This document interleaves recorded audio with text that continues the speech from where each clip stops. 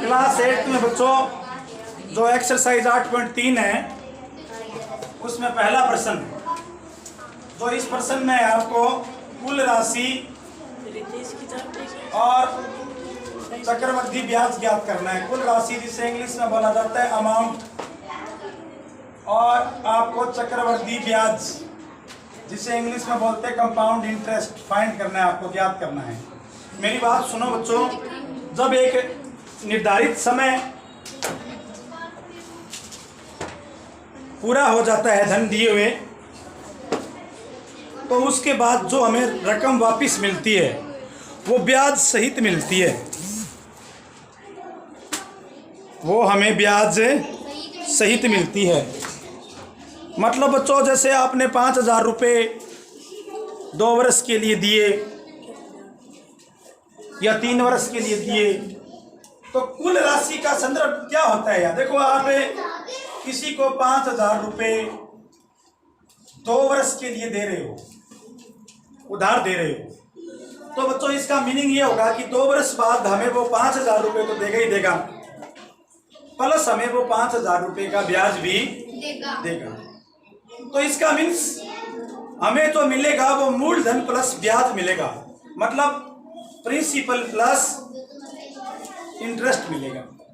तो जब भी प्रश्न में ये पूछा गया हो कुल राशि ज्ञात कीजिए, तो कुल राशि का तात्पर्य इंग्लिश में तो होगा टोटल मनी का अमाउंट, और हिंदी में होगा मिश्र धन। यानी आपको प्रश्न में कुल राशि का मतलब मिश्र धन ज्ञात करना है, और साथ में ज्ञात करना है चक्रवृद्धि ब्याज।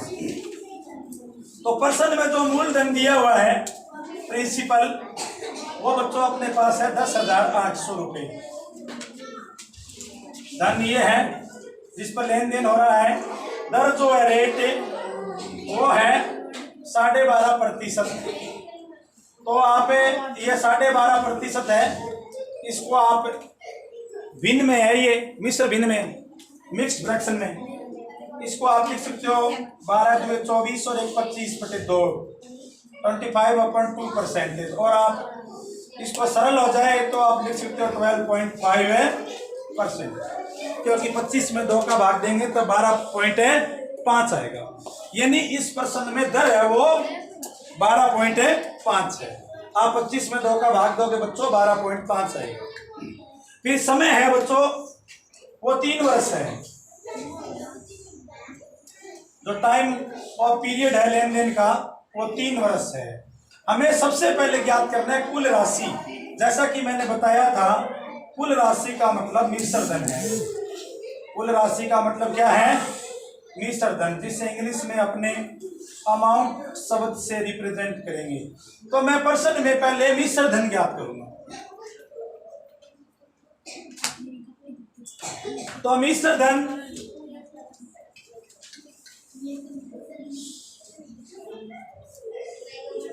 का सूत्र होता है मूलधन 1 प्लस दर बटा 100 की घात समय। ये आपने पढ़ रखा है ऑलरेडी। इंग्लिश में मिश्र धन को अमाउंट बोलते हैं। तो अमाउंट का फॉर्मूला हो गया प्रिंसिपल 1 प्लस R/100 की पावर टाइम। देखो बच्चों मिश्र धन अंतिम राशि है जो हमें लेन देन के अंत में मिलेगी, और मूलधन प्रारंभिक राशि है जिसे हम लेन देन शुरू करेंगे।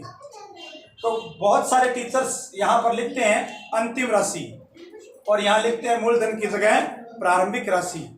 मतलब ये फाइनल वैल्यू है और ये इनिशियल वैल्यू है, ठीक है ना। तो आप समझ रहे हो, मैं यहाँ पर मान रख दूं मूलधन का 10,800 रुपये, और फिर लिख दूं 1 प्लस दर जो है वो है 12.5 बटा है 100, और ऊपर बच्चों आ गया घात पावर 3।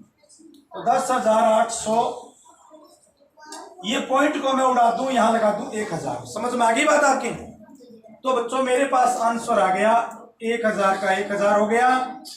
1,000 को 1 से गुणा कर दिया 1,000, और प्लस 125 की घात 3, तो ये हो गया 10,800। 1,125 मतलब हो गया 1125 बटा 1000 और इससे गुना कर देंगे, सॉरी घात बना देंगे इसकी 3। बहुत सारे टीचर होते हैं वो राय देते हैं कि ये काट देना चाहिए, जबकि मैं आपको ये कहता हूँ कि जीरो वाले डिजिट को कभी काटना मत, क्योंकि जीरो वाले डिजिट का डिवाइड करना बड़ा आसान होता है, इसलिए हम इसको काटेंगे नहीं, ये इसको अपने ऐसे ही सोल्व करेंगे। देखो 10,800 और ये 3 बार आएगा 1125 बटा 1000 गुणा 1125 बटा 1000 और गुणा 1125 बटा 1000।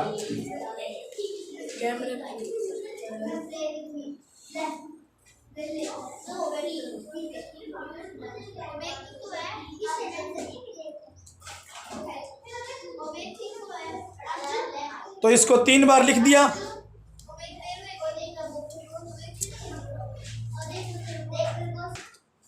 तो नेक्स्ट बच्चों अब इसको सॉल्व करेंगे ना, आगे क्वेश्चन में कुल राशि ज्ञात कर रहे हैं अपने,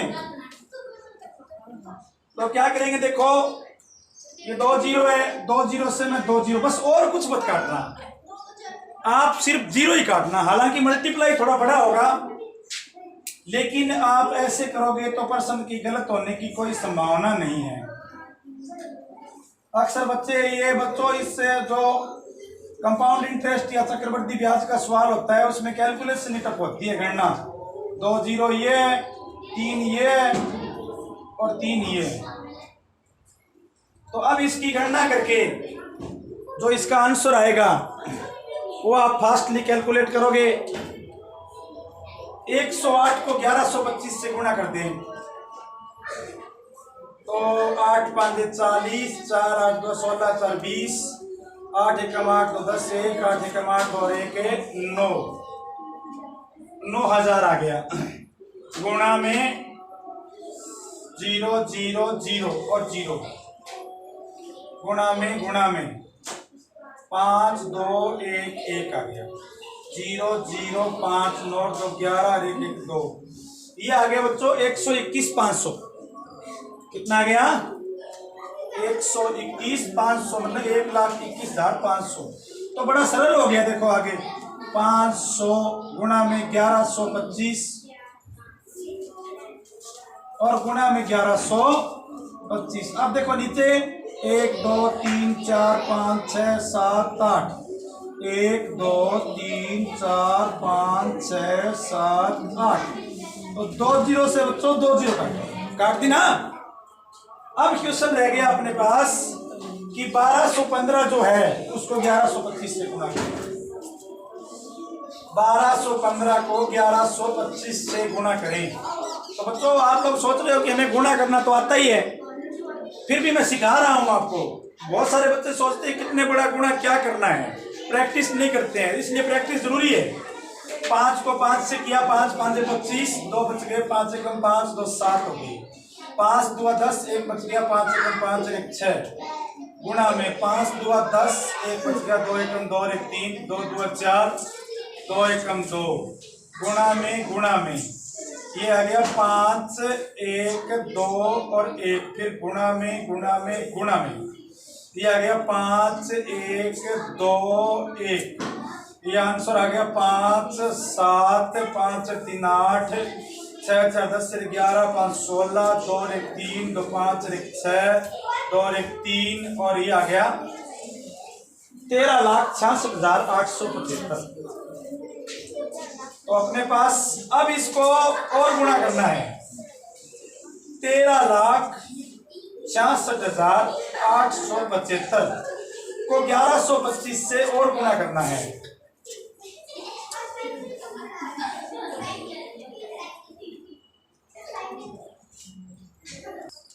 तो इसके बाद बच्चों जो गुणा करेंगे वो बहुत बड़ा है, लेकिन बच्चों मैंने इसलिए तो कराया अभी बड़ा आंसर है, आप ये बड़ा आंसर करो।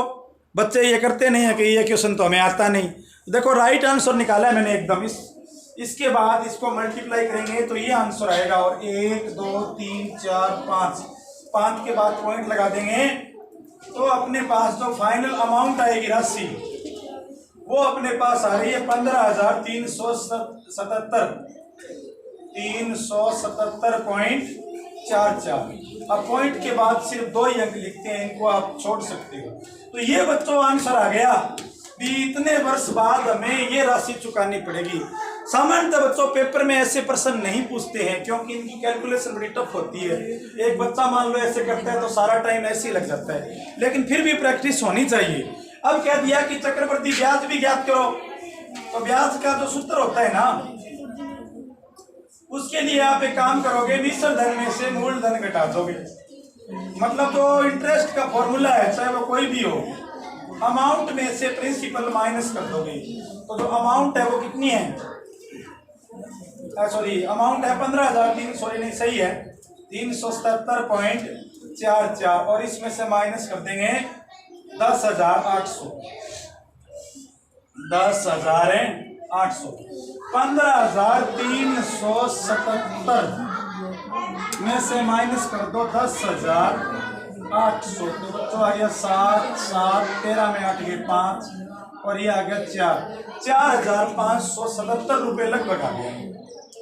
और पॉइंट के बाद में लिखना चाहो तो आप लिख सकते हो, पॉइंट है 4,4 रुपये। बहुत टफ क्वेश्चन था बच्चों, क्वेश्चन टफ नहीं था, गणना कठिन है।